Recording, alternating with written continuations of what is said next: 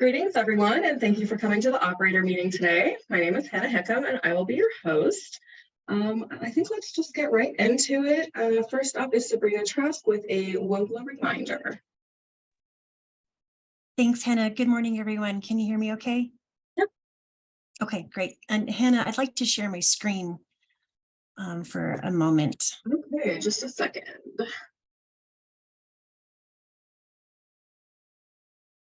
I think you might be able to because I made you a co-host. I'm going to stop sharing and we'll see if you can do it.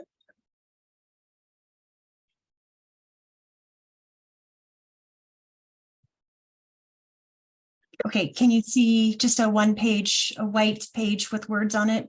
Yes. Because I just lost my video. So, okay. Just wanted to give a quick reminder that for anybody that's going to be submitting a Weld County WOGLA permit application to Weld County. So this is not an OGDP. This is a WOGLA permit application.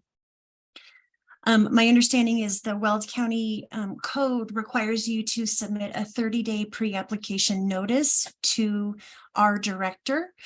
I just want to make sure that everyone is sending those 30-day pre-app notices to the correct email address. So the email address you should be sending that notice to is dnr_dnr.ogcc@state.co.us. I will say I'm not sure if that email address will be changing with COGCC's upcoming name change, but for now, use this email address. Please do not send those 30-day pre-application notices to Director Murphy. Please do not send those 30-day pre-application notices to me or to any other staff member. We really need you to use the email address shown on the screen here. Maybe take a screen grab of this so you have it handy. Also in the subject line for that email, if you could please include the word WOGLA so that we know generally it's related to a WOGLA rather than an emergency or anything like that. So just wanted to give a quick reminder. Give me a call or an email if you have any questions. Thanks.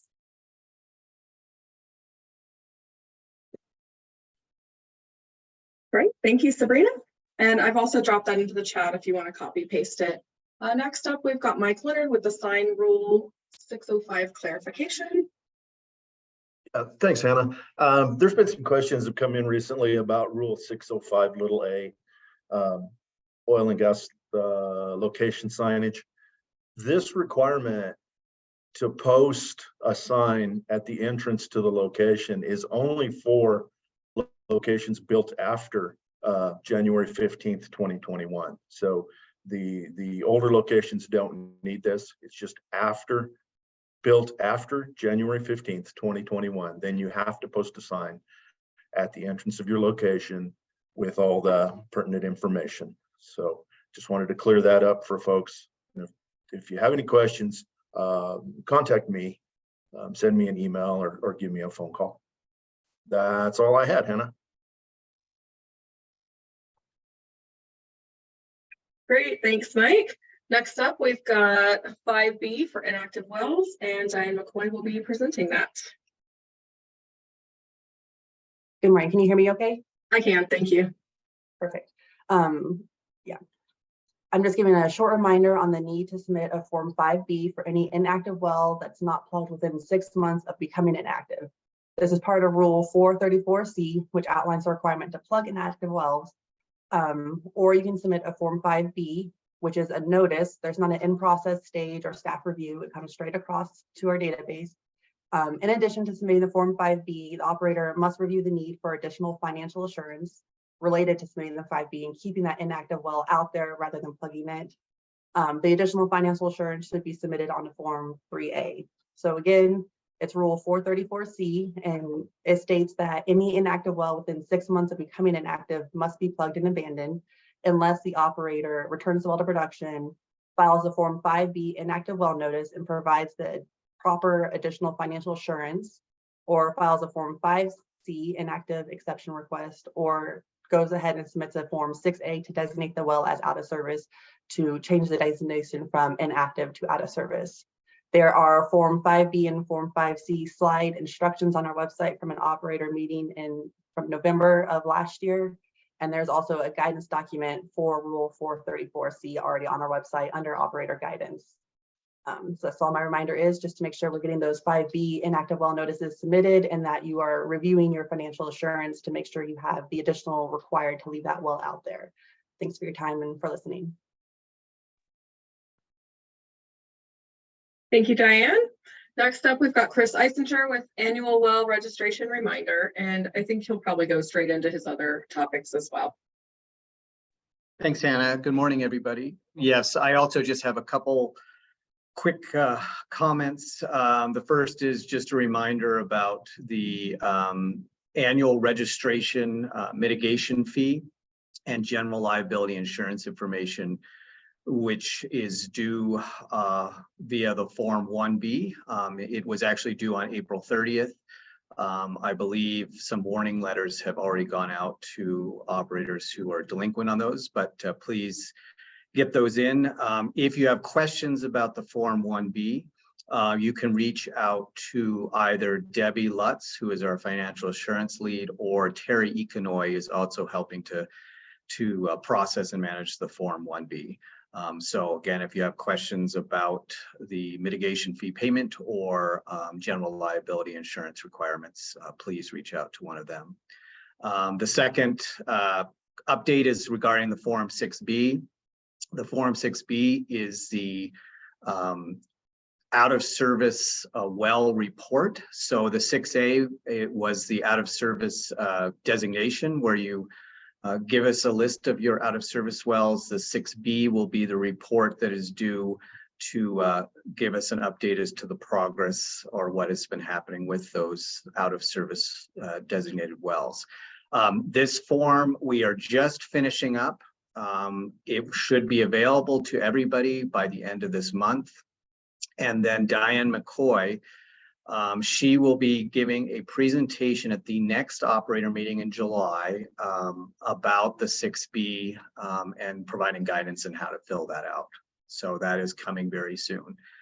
Finally, the last form I wanted to talk about was the 3A. That was released several weeks ago now. And thank you to those operators who have started working with it, and more importantly, pointing out some problems or issues. We are keeping track of those and getting fixes in place. There should be some fixes published this week. And if you should come across anything, discrepancies in what we show for instruments on hand versus what you have, again, please reach out to us.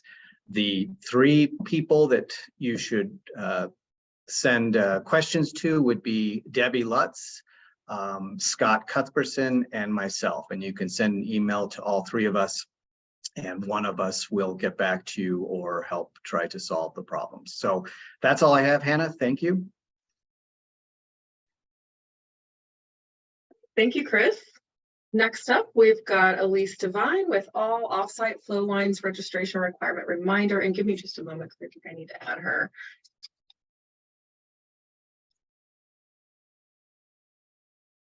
All right, Elise, you should be able to unmute yourself now. Perfect. Can everyone hear me? Yes, thank you. Good morning. I do not have a presentation this morning. I just wanted to go over a couple of things regarding off location flow line registration.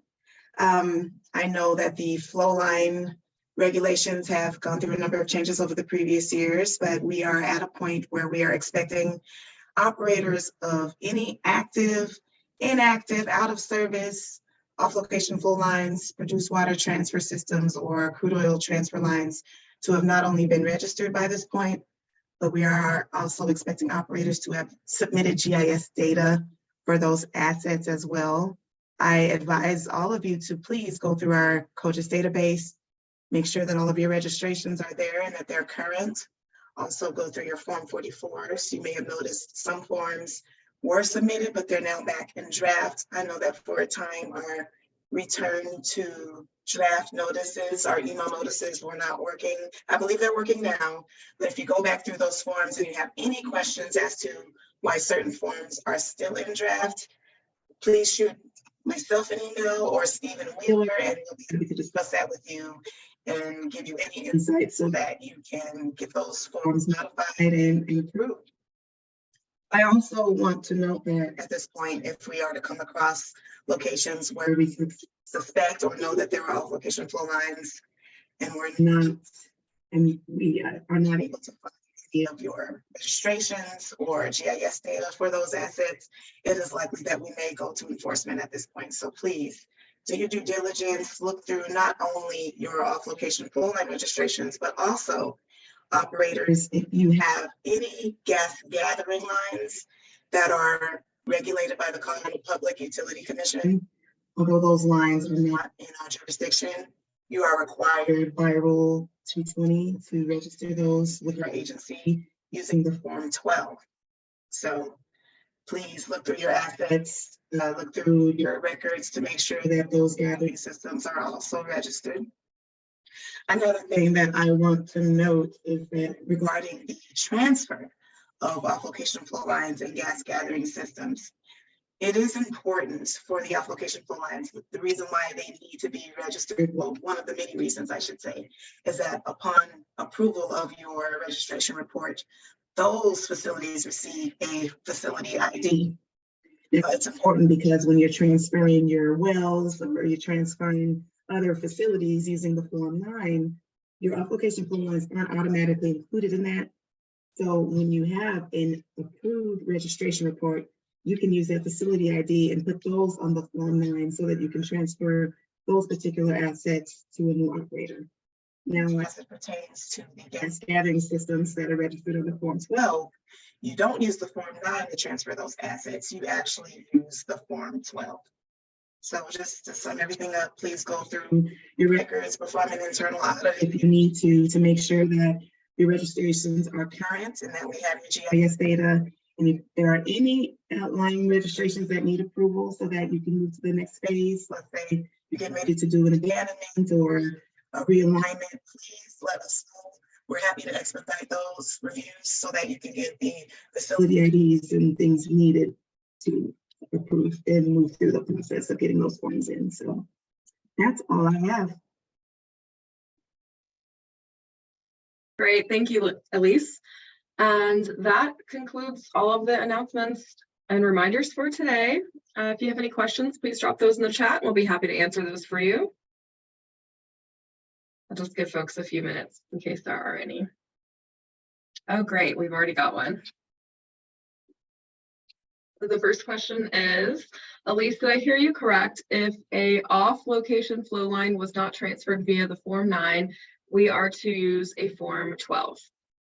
Off-location flow lines that are not regulated by the Colorado Public Utilities Commission are to be transferred using the Form 9. Gas gathering lines that are regulated by PUC always use the Form 12 to transfer those. Great, thank you, Elise.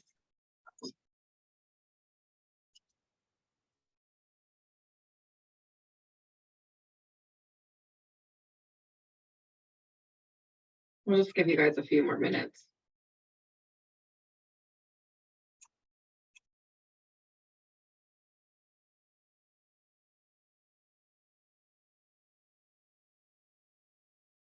All right, we'll just go ahead and move to wrap up, and if there's any other questions, we'll take them.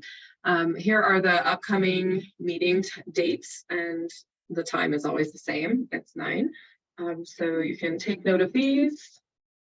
And then if you need to be added to the operator meeting email list, please email me at this email up here and make sure you get that last name right. Otherwise, it's going to bounce.